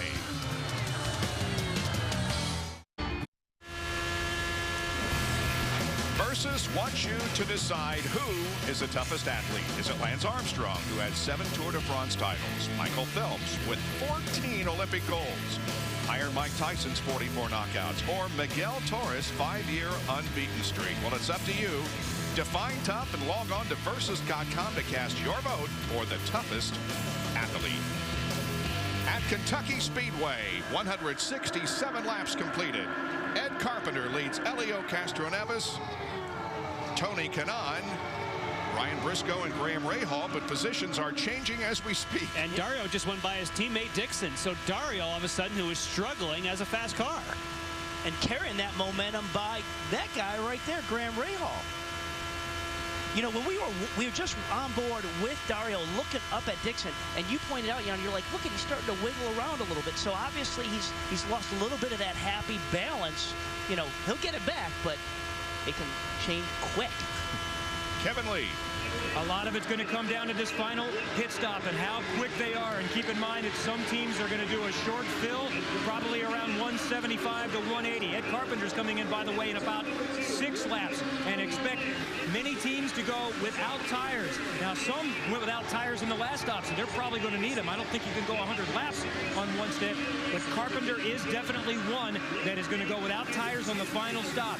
These are his 5th laps and mounting led in his career. 4 laps led in his IndyCar Series career going into this one, and he has finished 5th 3 different times. Great night for Carpenter, and the crowd is growing here in the 20 pits.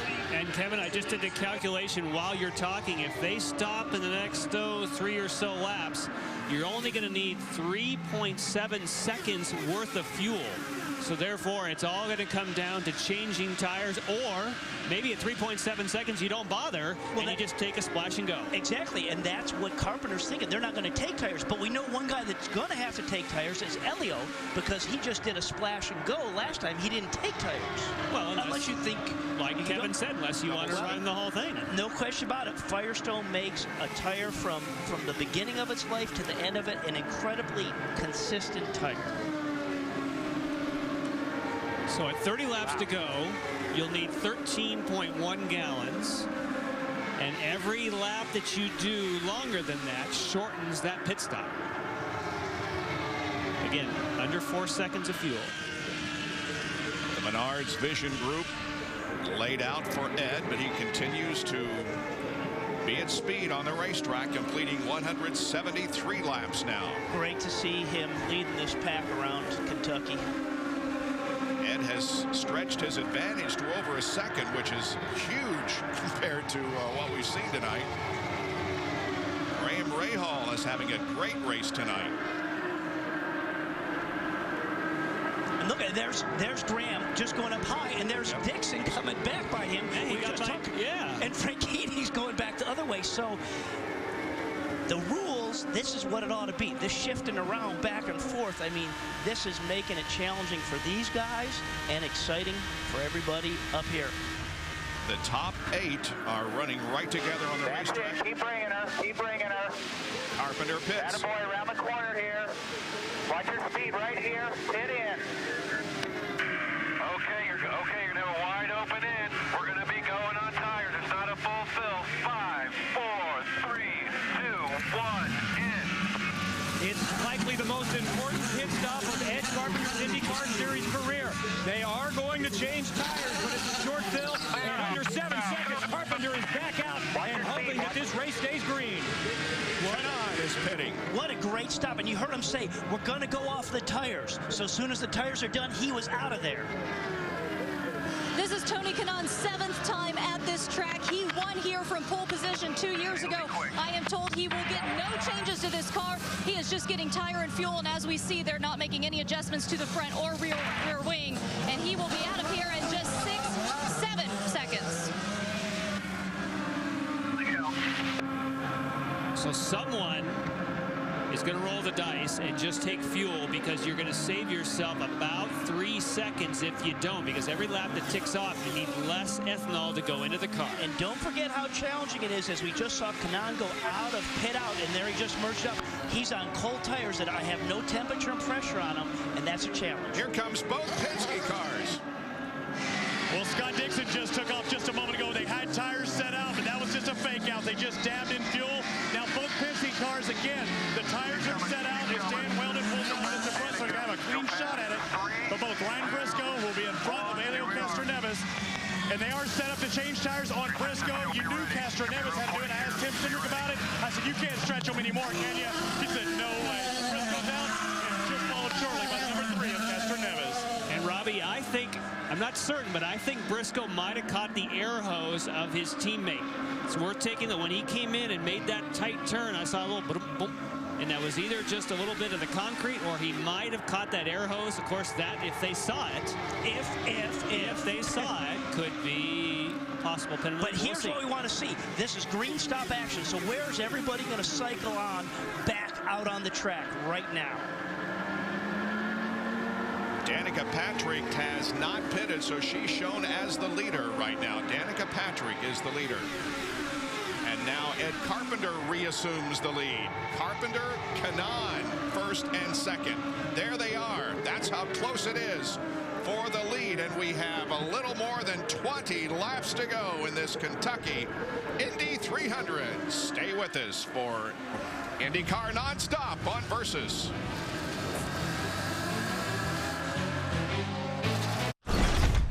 Welcome back to Kentucky. Look at this. They're the first 4 running right together on the racetrack. It's Carpenter and Kanaan leading Dixon and Briscoe. So now the game has changed a little bit. We got 15 laps to go. So where do you want to be with 1 lap to go? Yeah. Where are you strong? Where's Kanaan strong? Where's Carpenter? Where's he strong? You want to sort things out, and now you want to play the game to say, where do I have to be when that white flag drops? Do I got to be in the lead, or do I want to be 1 back, or 2 back, or on the high side, low side? And that's great if you can figure that out. And then getting your car to that point, that's a whole nother game. If it's me, I want to be leading. I don't think that someone can give, I don't think there's enough of a slingshot if you're in the lead in turn 3 to go flying by start finish. I think you got to make your move going into 3. I'm with you. The lead's a good place. There's some places you don't want to because the draft is strong enough to where you lose it. Yeah. Unless you're side by side and your car rolls off the top of the 4, and we've seen it at the Chicago track a lot. We've seen them side by side, and the guy on the high side just nips the guy on the low side as they cross the line. But that's the games you need to figure out right now, is when you are side by side, how does my car roll off of 4? Briscoe's taking second momentarily from Kanaan. We've got 4 different teams running in the top 4 right now. Use your overtake every lap now, every lap. But where do you use it? Ooh, look at that. Oh, because there's a 10-second recharge. It's not like you can't just hold the button down. You have to do it for 12 seconds, and you have to recharge for 10. Yeah, but where do you want that 12 seconds of overtake? One thing is that earlier, Carpenter now and Briscoe have 7 pushes each. Whereas Kanaan has 13. Yeah. Push, push, push, push, push. But you got to be impressed with Ed Carpenter. Win or lose tonight, he has been, well, the star of the evening as far as I'm concerned. He has just driven a magnificent race. And that's when the team clicks, when the driver clicks, and it works this way. This is what you want to see. You want to see an Ed Carpenter Vision Racing and an opportunity to win this race. Now Briscoe will try for the lead on the high side of the racetrack. Off of corner number 2 and down the backstretch. Ryan Briscoe takes the lead. But Ed's on the low side and he's going to come back. Tony George watches his stepson. Wouldn't that be something that, after being relieved of his position at the Indianapolis Motor Speedway, he said he's putting all his focus on Vision Racing, and now you've got a chance to win this thing, duking it out with Team Penske and Andretti Green Racing. That's the way you want to do it. That's good stuff. Oh, it's fantastic. Top 4 right there. And as these two guys, again, go side by side, as Briscoe's looking on the high side of Ed, it's going to give a shot here for Elio to get a little closer and Kanaan to get a little closer. 7 laps to go. Wow. Carpenter and Briscoe. Tony Kanaan is the leader of the person who has saved those overtake helper pushes. He's got 13 of them. That's good, yeah. Helper pushes. Overtake assists. Okay, now it's time. It's time for Elio and TK to get up there into that front row. Now they need to shake it up. I think the teammates need to work together. Team Penske, if they go nose to tail, they might be able to pull it off because 2 cars will go faster in a line and get after Carpenter. Again, but when you want to do it, they know they can maybe do that now, but hey, just roll. Oh, there goes your wingman. Way up high. Sorry about that. He falls back to 4th. Carpenter tries to get the lead from Briscoe. Will come down and complete 196 laps, 4 to go. Will Ed Carpenter win his first ever IndyCar Series race? Or will it be Team Penske, or will Tony Kanaan back there in 3rd play a factor? Don't give up the bottom of that racetrack, Ed. And Briscoe's looking in his mirror. Hey, where'd my teammate go? Where'd my helper go? Yeah, he has fallen back. Now there are 4 laps to go. 4 to go. Did you see where Briscoe was at the start-finish line that time on the high side of the racetrack? 3 laps to go now. Less than 3 as they go down the backstretch. If you're Ed Carpenter, you want to work Briscoe a little higher. You want to leave a little room on the bottom of the racetrack and let him slide up just a touch. And see, that helped? Yeah. That worked. And see where, let's look at the start-finish line. Briscoe's getting a little edge off of 4. And like you said, yeah, push him up, force him up a little bit as you get into 3. Less than 3 miles of racing to go. A lap and a half now. And Briscoe inches ahead, but Carpenter will not give up. And Briscoe doesn't have any overtake button pushes left. Carpenter has 2. And they come down to get the white flag. 1 more lap to go at Kentucky Speedway. Wheel to wheel through the corners. It's Carpenter and Briscoe. They go off the 2nd corner and down the backstretch, and Ed has just a slight advantage. Look back there, however, at Kanaan and Elio Castroneves. They're battling for the 3rd spot. They come off of corner 4. Ed Carpenter has the advantage as they come off the corner at the line. It's going to be Briscoe. Nice job, babe. Wow. Great job, Ed. Great job, Briscoe, setting that up. Man. Sir Jackie Stewart, what do you think of that kind of racing? Robbie Floyd. Safe to say, pretty exuberant pit crew you have here. Did you think when you ran out of those push to pass, do you think that Ed might be able to get you? Well, I think, you know, we really had a good run there, and Briscoe just drove side by side, and both guys were professional. They gave each other a lot of room, and I take my hat off to Carpenter. What a great job. And, of course, Briscoe needed this one. He's been second, so great day for us. It's been a long time since St. Pete, hasn't it? That's a great day. Kevin Lee? Ed Carpenter's wife, Heather, is here. You must be very proud right now. What were these final 20 or 30 laps like for you? It was very nerve-wracking. I'm so proud of him. He deserved that. It's a long time coming, and I'm so glad it's here. What a story. What a story for Ed Carpenter and the Vision Racing team. A 2nd place finish, best ever for this team. The fireworks are going off, and Ed Carpenter has pulled into the pit area, and man, he has a lot to be proud of tonight.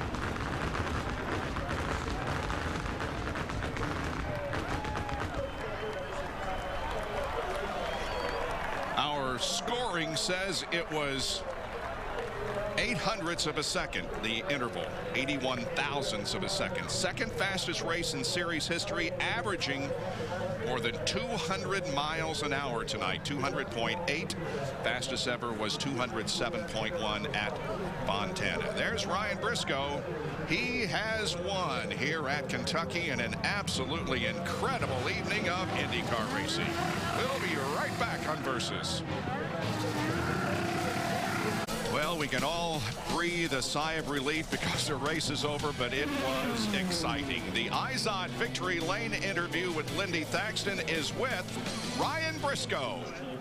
Ryan Briscoe now the points leader, ahead of Scott Dixon by 8, ahead of Dario Franchitti by 11. Lots of cheers from the crowd here, and as we heard Roger Penske say, Ryan really wanted this. He has been second. Ryan, come on over here. Talk about how tough those last couple laps were. It was tough. Tell you what, I don't know if I was imagining it or Ed Carpenter's line was getting wider and wider every lap, but I knew that it looked like every lap I'd get the edge on him across the start finish. So Roger was in my ear too. He was just saying, just keep what you're doing. You're getting better off turn 4. It was getting harder and harder because Ed was getting wider and wider, but unbelievable. That was a fun race. That was... Yeah, and as we're taking a look at that entire final last lap, talk about how these new options played into your race. Yeah, I don't know. I mean, if it's for the options, I think it clearly made for some good racing tonight. I got into trouble a couple of times, went wide off 4, dropped back, but it was great because I was able to come to the front again, make some passes. There was a lot of racing out there, so pretty intense. Did you use the overtake assist a lot? Yeah, I was using it as much as I could. I was looking at my lights on my dash more than anything the last few laps there, making sure I was trying to get everything out of it. I might have had a few left still, but I could tell when Ed was using it too, and it's a bit of give and take. You're taking a look right there at that finish. What's going through your mind right at that point? 50 points, baby. That's it. Ryan Briscoe, congratulations. Thank you. Kevin? Ed Carpenter has his best finish in the IndyCar series as we feel a few raindrops start to fall. Were you thinking about rain at all after that last stop? Yeah, once we cycled through in the lead after the last stop, I was ready for rain or whatever, you know, but just trying to run as hard as I could, stay up front. I just have to thank my mom and Tony for giving me this opportunity, and Menards, Johns Manville, Lily, Cardio Check, everyone that's involved, William Rast, for the races they've been on with us. It's just been a tough year, and you know, I was hoping this was going to be a breakout race, try to get our season turned around for the rest of the season, and you know, could have just asked for one spot better is all. Take me through the battle with Briscoe. You said on the radio, I never thought I'd be this close to one of the Penske cars. Yeah, you know, it was fun on a mile and a half running that close to a Penske car, and you know, we ran side by side. I'm not sure how many laps there at the end of the race, and he was pretty much beating me to the line every time. There was a couple times where I beat him to the line, and you know, I was playing with my push to pass, you know, trying to time it just to somehow beat him to the line. I actually used my last push to pass on the last lap, so I managed those fairly well. But I was trying to run him wide, you know, make him go the long way around, just to make it a little harder. And you know, he was trying to pinch me down. You know, neither of us were going to lift, and you know, it was close. It was close. Hopefully we can get that next one, next super speedway. What's this do for Vision Racing? It's great. You know, we've had a tough year. You know, last year at these mile and a halves, we ran the top 5 pretty much all of them, and you know, this year we just haven't had it going. And you know, we got our heads together. You know, going into this, we did a tire test at Chicago a couple months ago, and you know, we've really been looking forward to this race and the schedule. But it's just good. You know, the guys did such a good job in the pits for me today. You know, they were as perfect as they could be. You know, just to stay on pace through pit cycles and green flag stops with Penske and Ganassi. You know, the guys should be very proud of themselves. They did a good job, and it's just great for morale. You know, I've always known I can win one of these, and getting that close, you know, now I absolutely positively know I can win one of these races. You were one of the drivers that was very honest and said we need to do something to improve the racing. Safe to say this worked out pretty well? I hope the fans enjoyed it. You know, I had fun anyway. I don't know how much was going on behind me, but you know, my car was handling so well today, and I could put it anywhere. You know, it was great on restarts, and you know, hopefully everyone enjoyed the show. You know, there's more side-by-side racing than we had at any of the other mile and a half. So, you know, as soon as I saw the first bulletin that went out when they made these changes, I called Brian and thanked him, because we needed it, the fans needed it, you know, Versus needed it, you know, everybody that's working so hard to grow this sport. You know, we needed to be putting on better races. So, you know, Firestone did a great job as well. The tire here was awesome. Nice job. Thanks for the show. Thanks. Bob?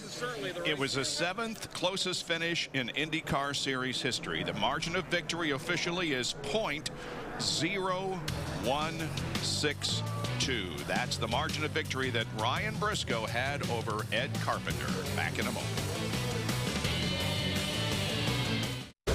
Welcome back to Kentucky Speedway. Ryan Briscoe celebrating a victory here tonight with the 7th closest finish in IndyCar Series history. Let's go to Robbie Floyd, who's with TK. Tony Kanaan with his second best finish ever here. He won back in 07, but he had the best seat in the house other than out in front, TK. But you had a great seat in front. What was happening in front of you? If I was a fan, I had the best seat. But, well, I mean, they got pretty wild. 9 to go. They were measuring in themselves. And 4 to go, it just got really crazy. And that's when I kind of lost ground a bit in Helio. And then I started to fight with Helio. And I did not want to get side by side with Helio because, I mean, third or fourth for me right now. I mean, I just wanted it to finish, and I managed it. But, you know, it was we're getting there. I mean, the old IRL, it's back on the super speedways. Yeah, it's been a long time. I mean, it's hard to believe that back at Indy you were the series points leader. How good does it feel? That was the last time we'd seen you have a top 5. It was just before that. That's the last time we talked after the race. No, we've talked much since.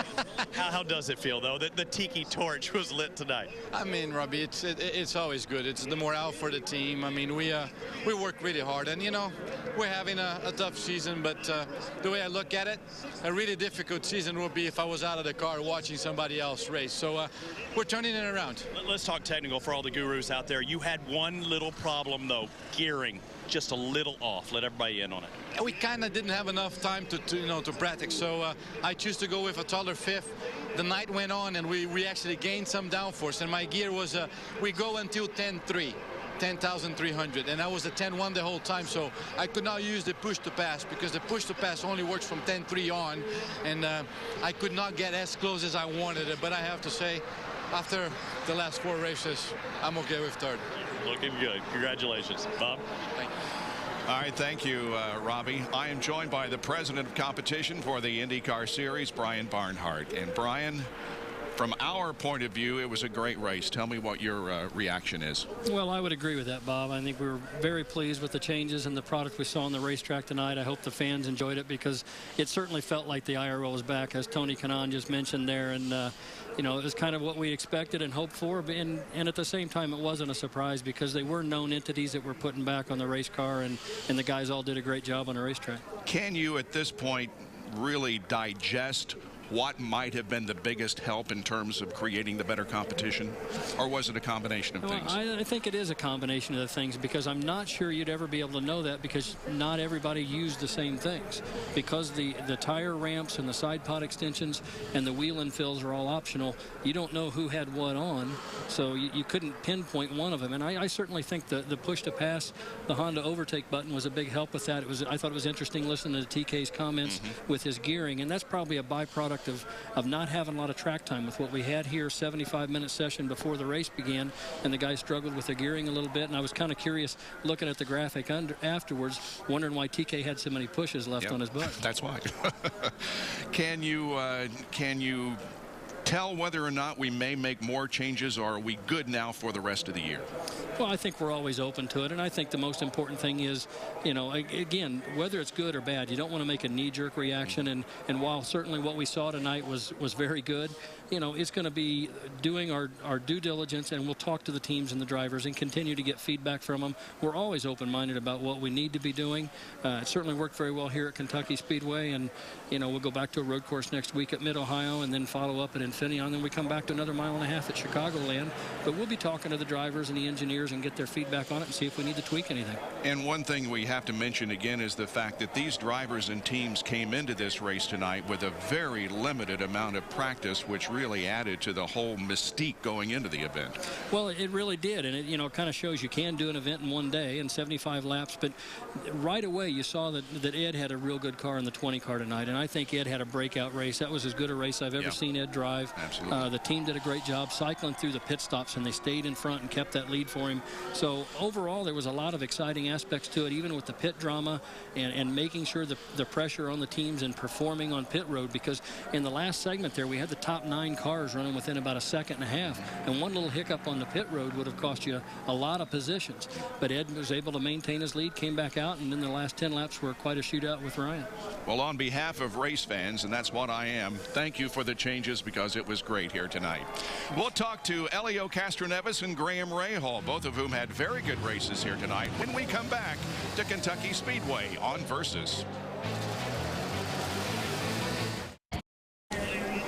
Welcome back. I am with the 4th place finisher, Elio Castroneves. And Elio, I know you want to be standing up there, but did you have fun out there? Oh yeah, now I want to be on the podium, obviously, and I know I had a car as well to be right there with Ryan. And one point in the race, I just was trying to help him, special towards to the end. Got a little too close, and unfortunately, I almost ended up in the wall. But let me tell you, man, that push to pass, it was awesome. For me, at least, worked special towards to the end. It felt like in a video game, you know, going for it. It was fantastic, great race. I think the car, obviously, the package was really good. So I'm happy. I heard you say something interesting, that everybody out there was respecting each other. What did you mean by that? Well, you know, obviously, when you're side by side, and people understand the game, if you're side by side, you're going to be slow. You only have to do that when you're like 10, 20 laps to go. And actually, because no yellow, so everybody was like following each other, make sure they wait for the right time. And man, that makes a great race. You know, maybe not too much in the middle, but again, towards to the end, it was just incredible. And I'm just, it was a great way the IndyCar started, like the new package, the Honda with the push to pass. Great job. Yeah, I was going to ask you about that. I know you like the overtake. What did you think of the other options on the car? You know, we didn't have much time to practice. If you notice, unfortunately, the weather, thank God, it's just started raining a little bit now. So we didn't have much time to practice. But I guess everybody were able to put a little bit more conservative. Maybe that was good because that's why I didn't have much accidents. So it was great. I thought it was great. My car was good. So when the car is good, that's great. Elio, thank you. Thank you, guys. Now to Kevin with Graham. Graham Rahal finished 5th. You have had 4 strong results on ovals this season. How much better is that oval program from last year, your first year in the series? Well, I think the whole Numanos Lanigan team's made a lot of strides. I think that it's a completely different car this year than what we raced here last year. And I mean, I think the performance shows. I mean, last year we had a good start here until the gearbox problem, but awfully proud of the McDonald's boys today because in practice the car felt horrible earlier, and for us to come back the way we did, I mean, it felt great because in the race we didn't make a single change in the pits. I mean, and they did a great job in the pit stops, and you know, for us to compete with these guys up towards the front, that's where we need to be, and you know, that's where we want to be, and I think we're getting closer. We enjoyed this race from a spectator standpoint. What about from a participant? Was it fun? Well, I don't think that racing can get any better. I mean, people can say what they want, and I've heard all the naysayers about push to pass and all this stuff, but I'll tell you what, I came from about a second back in the last 12 laps and all push to pass every single lap, and I caught up and passed 2 guys. I passed more guys or got passed by more guys in 2 stints of this race than I have in my entire oval racing career, so I don't think racing can get any more exciting. Could you tell if it made a difference with the wicker off of the rear wing in plate? Were you able to get up behind people and find less dirty air tonight? Well, I will say the car was, I don't know if it was just our setup or what the changes that they made, but the car was much more comfortable running side by side or really close behind people, and that's what we need to do because that's what allows people to run closer. But it was a lot of fun. I mean, there was a lot of close encounters tonight, but really enjoyable, and I'm just looking forward to Chicago now. And speaking of fun, as we go to a road course next, just a little more than an hour and a half from your home, what do you think about Mid-Ohio, a place that you used to hang out when you were a kid? Yeah, Mid-Ohio is great, and I can't wait to go back because, you know, we gained some points on our competitors other than Kanaan tonight. That's what we needed to do, and now we're going to a road race where we feel we can gain even more, and we're certainly really pleased with that. In Mid-Ohio being my home race, hope to have a lot of, you know, friends, family, and fans out there, so looking forward to it. Nice job. Thank you. Thank you. Graham Rahal, 5th tonight. Mid-Ohio comes up this coming Sunday or week from tomorrow at 1 Eastern time. Here are Firestone pit performers and a few different names on that. Hideki Muto with the least total time. Will Power 2nd, and Sarah Fisher also. Sarah Fisher finished in 12th position. Will Power 9th, and Hideki Muto, he finished in 13th position.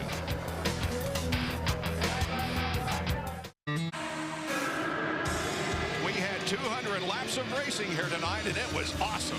Right from the get-go, it was side by side by 2 of the people we thought would be players. Dixon as well as Briscoe, but then the restart. This was one of the times that certainly shook everything up because Will Power didn't pit.